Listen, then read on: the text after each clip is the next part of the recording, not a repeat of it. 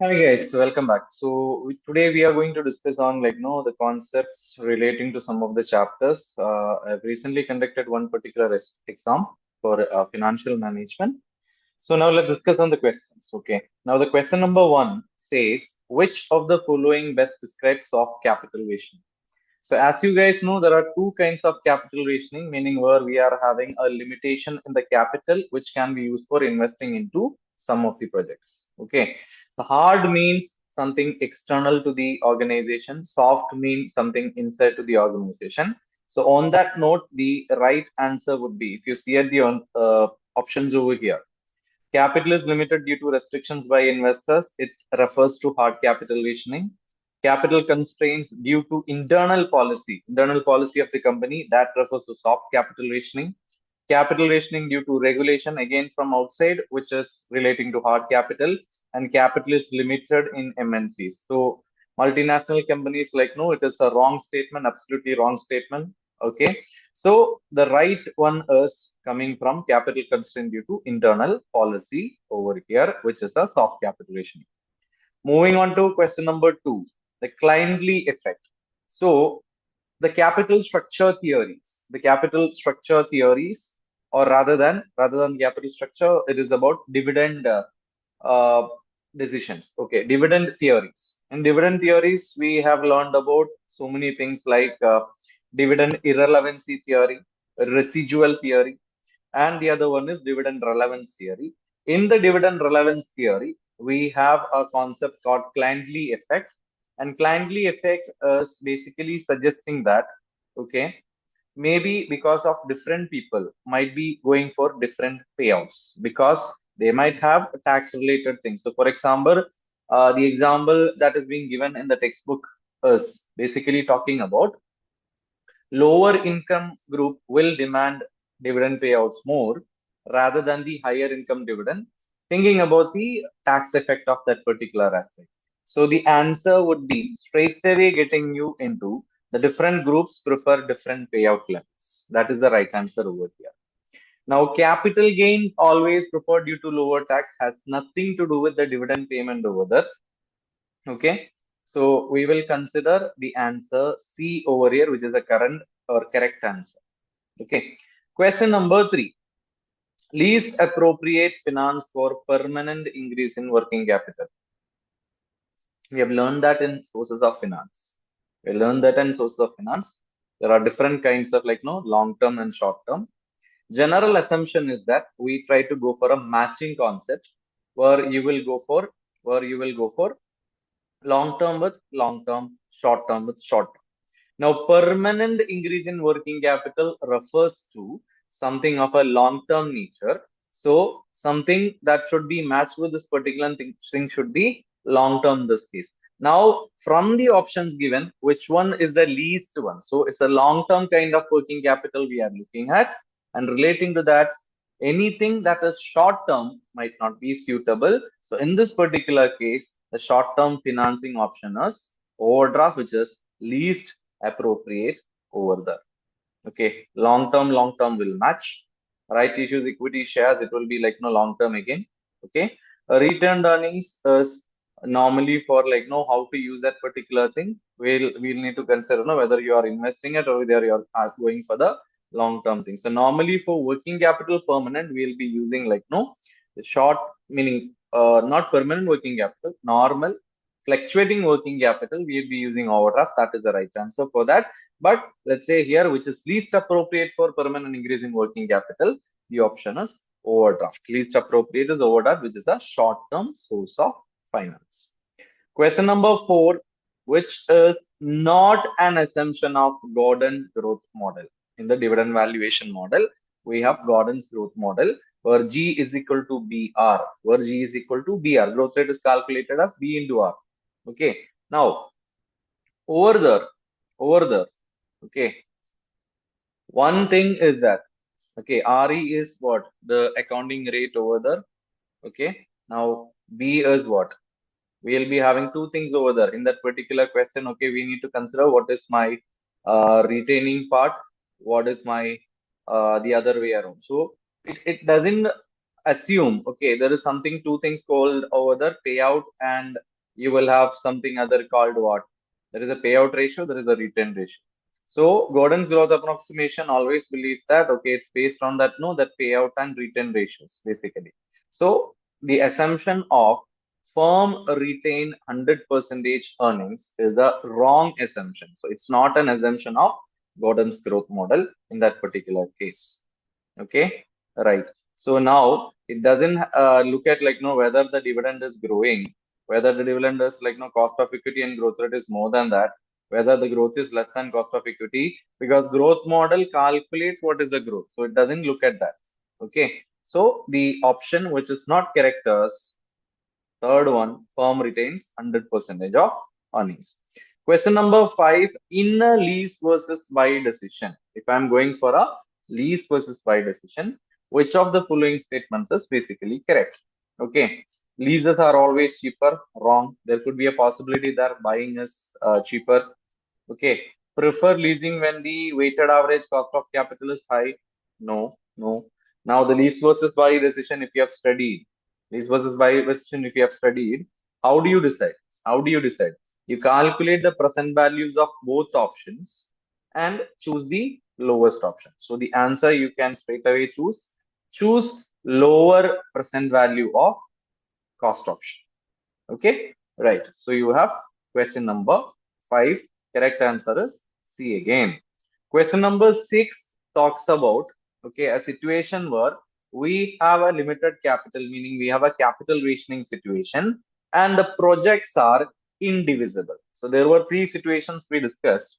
Okay, one is a divisible situation. Second one is indivisible situation. Third one is mutually exclusive. So there are no mutually exclusive options over here. So when you refer to this particular thing, you can consider, okay, when you have indivisible, you will consider the combinations of projects which we can invest on using the limited capital over here. So limited capital is 12 million, and you can consider initial cost over here. Okay, the combination I'll be going with would be like I can go for what 12 5 plus 6 A and B I can go with. Okay, or I can with B and C also. I can go with A and C also, and then 5 6. Okay, 4, 3 is the initial cost over there. So I can go with 5A, C4, and D. So I can completely use that 12 million using A, C, and D. So you need to consider like no options over there. So if I going with A and B, I'll get a total NP of how much? 2.5 plus 3.1. So I'll be having 5.6 over there. If I'm going with A and C, which is having 9 million investment, I'll have 4.5 only. Okay. If I'm going with, let's say, B and C, I'll be left with 5.1 again. Okay. If I'm going with A, C, D, I'll have that particular option. How much? Okay. I'll have 2.5 plus 2, which is already 4.5 plus 1.6. We'll have 5.5 and 6.1 we'll be having in total. So the option which is giving you the highest NPV combination is A, C, and D, and your total is 5 plus 4 plus 3, which is only coming to like no 12 million again. So option is A, C, and D, which is giving you the highest NPV over there. Going to the next question. Okay. Now a situation is over here. Now an asset cost $180,000 in the last 6 years. Okay, and last for 6 years with no scrap value. Okay, similar case. Another model is costing you 250,000 and last 9 years with scrap value, and the cost of capital is given as 10% in this particular case. And which asset has a lower equivalent annual cost? Which assets have a lower equivalent annual cost? Let's do this particular question, but before that, we would need what? We would need a particular uh, annuity table for this particular thing. So let me open one textbook. Okay, or we'll go for the formula sheet basically.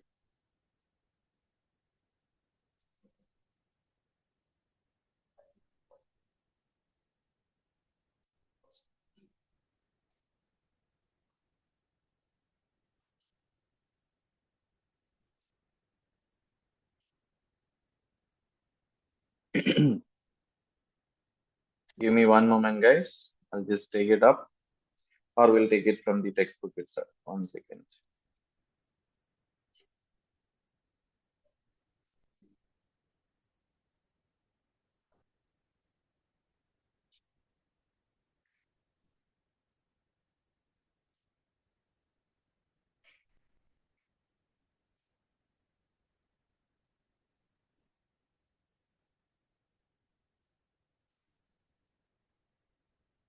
Okay. So you can see from over here, this is a annuity table. So from the annuity table, so what is the formula you will be having? What is the formula we'll be having over here? Let me present it side by side. Okay, your question and this particular thing. So your question is, you can see over here, what is your question? The question is saying that, okay, an asset is costing. I'm putting it over here. Okay, let's name it as, okay, we have asset A and we have asset B. Okay, now the initial or whatever cash flow you are getting is over here. The initial cost is only 180,000 over there. Okay, and we have the other one is that is 250,000. Since the initial this thing, first we have to calculate the present value of this particular thing. So since it is coming in like no first year itself, your cash flow of initial investment is happening at year zero only. Okay, so your discount factor for that, whatever percentage it is, for year zero, it's basically one again. The present value of this particular thing would be basically you are multiplying that with what is the cash flow multiplied by the discount factor 180,000 over here and 250,000 over here. Now, in order to calculate equivalent annual cost, okay, equivalent annual cost, the formula is the present value of this particular life divided by annuity factor for that particular life. So let's consider what is your annuity factor at 10 percentage. Okay, asset is having how much? Asset A is having useful life of, okay, we have a life of 6 years. The other one is having a life of 9 years. So now I need to get what? The annuity factor for this particular thing. So let's get the annuity factor.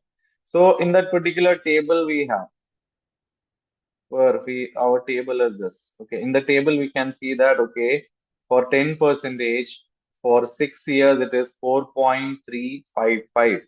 4.355. So 6 years 4.355, and we need to consider for 9 years. So 9 years straight away 5.759. So I'm going with 5.759. Okay. Now to get the equivalent annual cost, what you need to do? The present value that you have calculated divided by what is your annuity factor for the life. So we have 41,331 and the other one is giving you 43,410. Which one is the lowest? Which one is the lowest? A, machine A, or the first machine is your lowest cost item over there, which is giving you only 41,331 cost. Other one is giving you 43,410. So what should be your answer? What should be your answer? What should be your answer? Yeah, what should be your answer? Your answer should be your first asset. This is the right answer over there. Now, going into the eighth question. So this was your seventh question. Okay. Now going into your eighth question. What is the eighth question talking about? Eighth question is talking about a machine is costing 500,000 and last for 5 years, and it can be leased at 130,000 year per year payable in advance. It is going to be in advance on that particular case. Ignoring the taxation, the discount rate is 8%, and which option is cheaper based on the present value. So basically, I need to calculate the present value on 8% discount factor over here. So lease versus buy decision. So what is the cost of buying? What is the cost of buying? Our present value of buying is, okay, basically it's the same. The present value is the buying us basically the same, because at year zero, okay, what happened? What happened? It is happening at year zero. So discount factor is, as I mentioned in the earlier case, discount factor is one only. So we'll have the present value of that particular thing, that is 500,000 would be your cost that will be happening over there. So I'll put it minus for the particular thing. Now, what is the present value of leasing? What is the present value of leasing? Okay, they have told 5 years. So for 5 years, we are considering 130,000 per year payable in advance. So in advance meaning like that would be payable at the start of a particular year. That would be payable at the start of a particular year. If it is payable at the start of the year, we'll consider that that thing is coming in the end of the previous year. End of the previous year. Let's consider that. Okay, year zero. Okay, year one, year two, year three, year four, and year five. So year five, nothing will come because it is paid at the start of year five, so it will be considered at the end of year four. So your consideration is minus 130,000 because first year at start will be considered as year zero only. Okay, then year one again the same values will come because annual payments of that thing will come for 5 years till year four. Now, what is your present value factor? I can go for the NPV formula also, but let's take the present value factor over here. So present value factor at which percentage? Which percentage? As per the question, 8 percentage. So 8 percentage present value factor we'll consider, okay, for year zero, it is always 1. Now let's go back to the table. Now let's go back to the table. What is the table saying? What is the table saying? So this is the annuity table. We need to take the present value table. As per the present value table, 8 percentage we need to consider. 8 percentage is giving you first year 0.926. First year is 0.926. Let me enter that into the Excel. First year is 0.926. Second year is 0.857. Okay. Third year is 0.794. Okay. And the fourth year is 0.735. You can see over the screen at the 8 percentage below that particular thing. Now, what is your present value or discounted cash flows? What do you need to do? Equal to the present value of leasing item into the present value factor you have. So consider that, put in the copy paste of formula, and then consider your NPV or net present value. You need to total that items. So you will get 560, 560. Okay, which one is the lowest option? Which one is the lowest option? Lowest option is buying in this particular case. So present value of leasing is considered as 560, or your present value of buying is only coming as 500,000. So the answer to your question is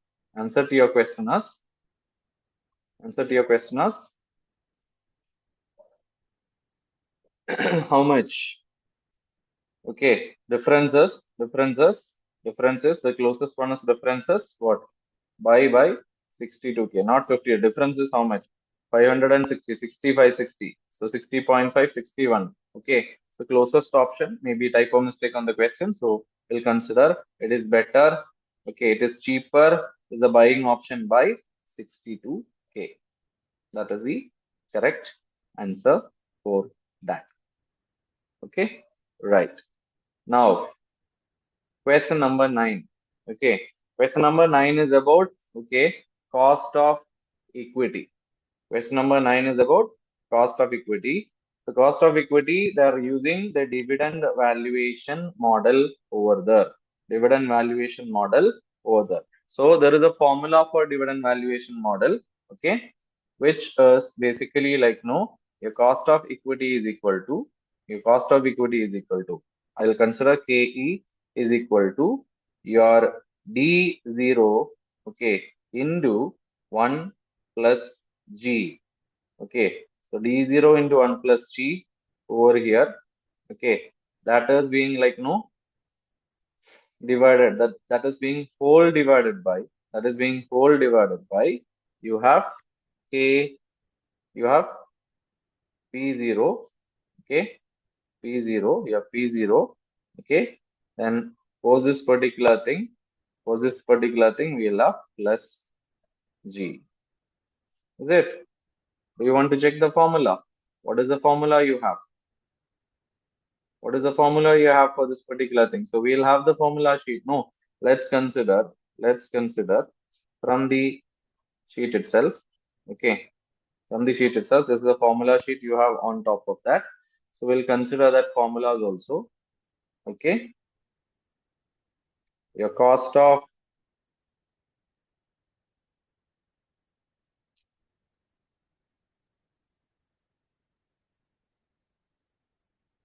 Please wait this thing to load.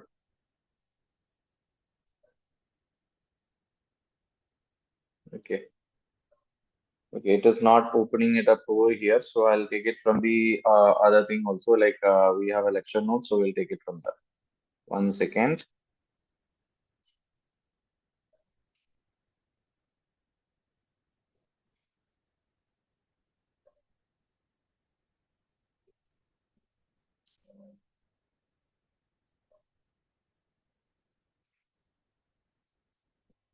Okay. So in the cost of capital tab,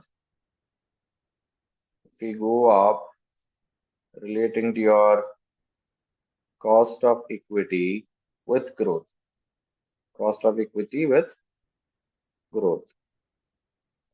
Give me 1 second. Yeah, cost of equity with growth. You will have the formula. We'll have the formula R is equal to or K is equal to D0 into 1 plus G divided by P0 plus G. This is what we'll be having over there. Or D0 is what? D0 is what? D0 into 1 plus G is what? D1. So in this case, we can go with, we can go with, we can go with what? We can go with the particular formula of, okay, P0 plus G, it is coming up, okay, it is plus G, or the other way around. For this particular question, it would be Ke is equal to D1, okay, divided by P0, okay. Once we have done this particular thing, from there, you need to add your growth rate plus G.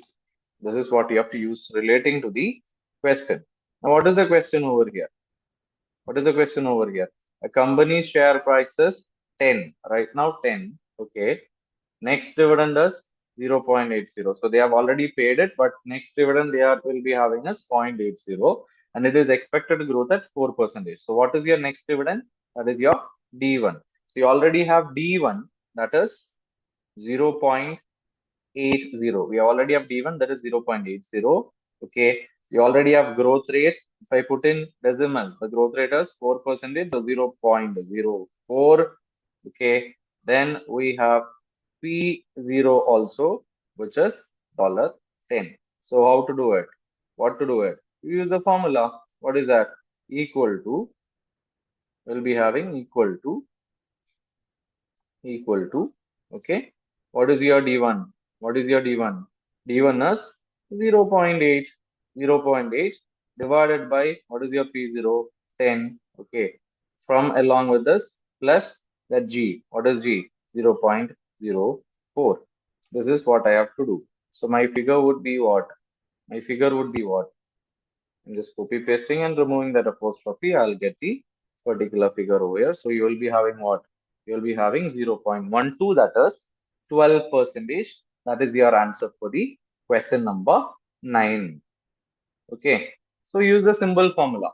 Now, Q number 10, question number 10. The company has irredeemable debt with a face value of 100 and annual coupon rate of 8 percentage or annual coupon of 8 or 8 percentage and the current market price of 90. The current market rate is 90. Corporation taxes 30 percentage. What is the post-tax cost of debt? Very simple to calculate because again we will have a formula. What is the formula? Okay, we have KD into 1 minus T. KD into 1 minus T is equal to, is equal to, is equal to, what is that? I, okay, into 1 minus T divided by market value. This is what we are looking at. So if I apply the formula over here, straight away we can get. So KD into 1 minus T is equal to KD into 1 minus T, meaning what? Post-tax cost. KD into 1 minus T is equal to, what is your interest? What is your interest? You have an interest of, you have an interest of 8. Okay, 8. Okay, multiplied by 1 minus, what is your tax rate? 30 percentage in decimals, 0.3. Okay, then this thing needs to be divided by using market value of that particular, that is 90. Okay, so what is the value? What is the value? I'll have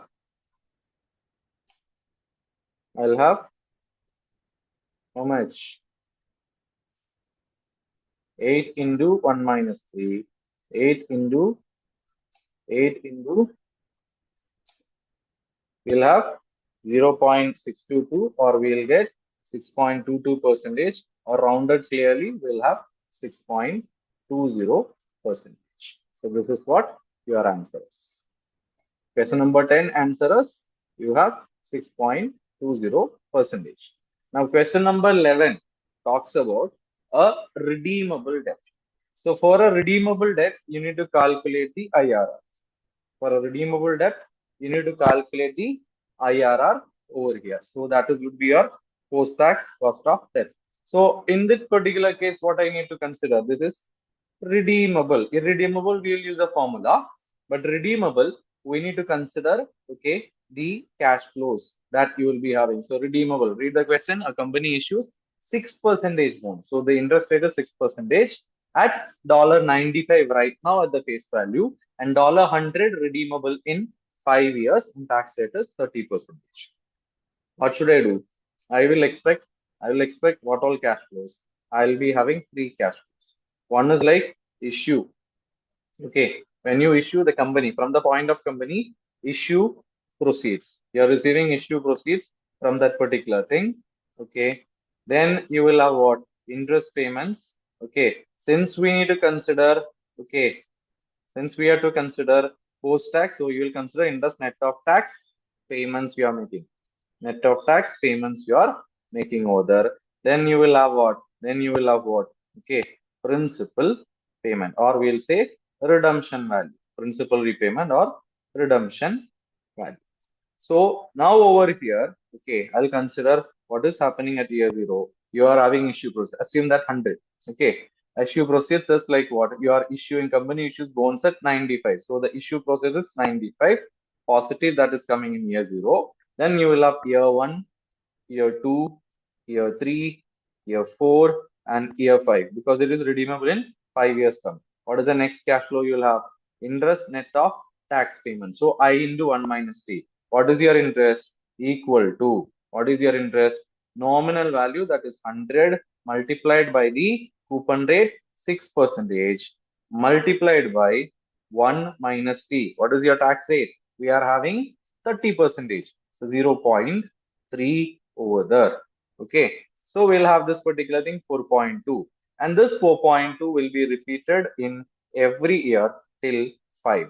And on the fifth year, we'll have the redemption. Nothing is mentioned in about this particular thing. It will be redeemable at the face value or the nominal value, which is at 100 over here. And the sign is needs to be very careful, since this is interest payment. You need to put it as minus for, since it is a payment. And again, redemption, the company is paying out, so you'll put it as negative. Now what I need to consider, I need to calculate my net cash flows. Simply taking the total of each year. Okay, sum it up. Okay, so we'll have the net cash flows. Now, since I am doing it in Excel, I can go for an IRR formula, or if you are having this particular thing, IRR normal formula, lower rate plus higher rate, that particular formula is that lower rate plus NPV at lower rate divided by NPV at lower rate minus NPV at higher rate into higher rate minus lower rate. That particular formula you can use at different rates. So we need to calculate at different rates over there. But let's say that if you are actually having Excel, it is easier to do it over here. Equal to, okay, I'll consider what? Post-tax cost of debt. Post-tax cost of debt that is being asked over here. I'll calculate it as equal to IRR. There is an IRR formula. Then you will select what are the values from here, 0 itself. Total value selected, you will get 5% as your IRR over here. Is it correct right now? Okay, there is no option over here. Is it 5%? Is it 5%? Let's see. It is 5.37, or we can consider rounded to one decimal places 5.4. So the closest answer given us 5.40%. Always look no when you're doing in Excel, any rounding is there. You need to consider. So 5.4 percentage is your answer over there. Right. Now question number 12. Question number 12 is talking about what is that? Okay, we have a bond that is issued at 100, market value is 100, pays at 4 percentage, coupon rate, pays a 7 percentage coupon rate, renewable in 4 years, at 110. So higher value. Okay, you have to redeem at 110, or we'll be having convertible to 10 shares. And the market price of 10 shares when you're converting in the fourth year would be 13 per share. So if you are doing this particular thing, what would be the effective return they will be having? So what is the cost of return they'll be having? Now we need to consider from where. Okay, what is the effective return if the investor? So if it is from the investor side, we will not go for that 1 minus 3 because it is not tax deductible for the particular party. So we'll be doing at the same method, but let's say 12. Okay, it's a convertible thing. First, we need to consider whether they will convert or not. So let's compare the redemption value first. What is the redemption value? What is the redemption value? As per the question, the redemption value was 110. Now you need to see what is my conversion value. Conversion value is that each 100 can be converted into, each 100 can be converted into how many shares? How many shares? 10 shares. 10 shares at a price of, now the newest price over there would be 13. Yes or no? Each 100 can be converted into, each 100 can be converted into, sorry, that each 100 can be converted into 10 shares. So we are only having one debt. So each 100 share can be converted into 10 shares at a price of 30. So I'll receive 130. So since 130 is higher, we'll consider investor will be choosing to convert. Now I'll go for what? I'll go for the same kind of formula or same kind of working over here, which I've done for the redeemable thing. But here there is a change. The interest would be considered as interest would be considered as this is not interest payment. This is from the point of view of the debt holder. So this interest receipts. Okay. Now this is issue, no issue proceeds. They are giving it. So let's going to change. We are going to change this particular thing. Okay. What we are going to do? What are you going to do? Issue proceeds, now they are giving out. The proceeds is investors is giving out. How much they are giving? 100. Boundary is 100. So 100 they are giving. So I'll considering it as minus 100 over here. Interest receipts is how much? Net of tax. Every year 7 percentage coupon rate. So 7 percentage on 100 equal to 7 percentage on 100. We'll have 7 over there. Okay. Receiving till 4 year because it's a 4 year that. So year 5 is not coming up. Now redemption value. What is the redemption value at the end of year 4? Okay. Redemption value? No. We'll be having what? Conversion value since they are converting. So conversion value would be 130. They'll be receiving over there. Okay. So here you have added again net cash flows. Now I need to calculate again what? Equal to IRR. Equal to IRR. What is equal to IRR formula giving? Total it up. Some select all this particular thing will have 13.2 percentage, or if I am going to add one more digit, 13.17 percentage. So this is your answer, 30.17 percentage. I hope that is clear for everyone. Okay. Now let's go for your next question. That is like about weighted average cost of calculation, cost of capital calculation. It's straightforward and simple over here. Okay, you have a particular format for calculating that. We have a formula also. Let's do it on Excel format. If you are doing on Excel format, we'll be having like no the calculation of weighted average cost of capital. Okay, what is the type? What is the type? What is the value? Okay, then what is the weightage? Okay, what is the cost of component? What is the cost of component? And then what is your total thing were weighted cost, weighted weighted cost. So these are the things we'll be having as a head. These are the things we'll be having as a head over there. Okay, type, value, weightage, and cost of component and weighted loss. So we have two types over here as per the question number 13. We have an equity and we have a debt. Their values also they have given it. Okay, equity is having 400,000. Equity is 400,000 and we have debt of 100,000 over there. And given over there, cost of component equity is 12 percentage. Over here it is 6 percentage. Okay, it is post-tax. Careful, we will be always taking the post-tax cost of debt over here. Now, weightage is calculated as, okay, how much percentage is equity compared to the total of the capital. 500, 400 divided by 500 and 100 divided by 500. Okay, we'll get 0.8 and 0.2. Now, weighted cost, we will calculate 0.8 weightage multiplied by the cost of equity of 12 percentage, 0.096 or 9.6 percentage. And same way, we'll go with 0.2 weightage multiplied by 6 percentage, we'll have 0.12. And we will add this particular thing to get 0.108, or we will get it as 10.8 percentage. 10.8 percentage. 0.108 is 10.8 percentage. So you get the answer 10.8 percentage over there. Okay. Now question number 14, a preference share. Okay. Now the question number 14 is on preference share calculation. So 14. Preference share pays fixed dividend of $5. Market price is 40. The formula for preference shares is okay, your cost of debt is equal to your KD is equal to your KD is equal to what is your KD is equal to what is your cost? What is your cost? KD is equal to dividend divided by P0. Okay, simple as that, equal to your dividend over here is 5, okay, divided by market price, that is 40. You have 12.5 over there. Clear on that? 12.5. Something wrong. Something wrong. Or should I consider the price X dividend price? Should I consider X dividend price? So if I consider equal to 5 divided by, okay, your X dividend price, that is 40 minus 5, okay, you will get 14.2 percentage. You will get 14.2 percentage, right?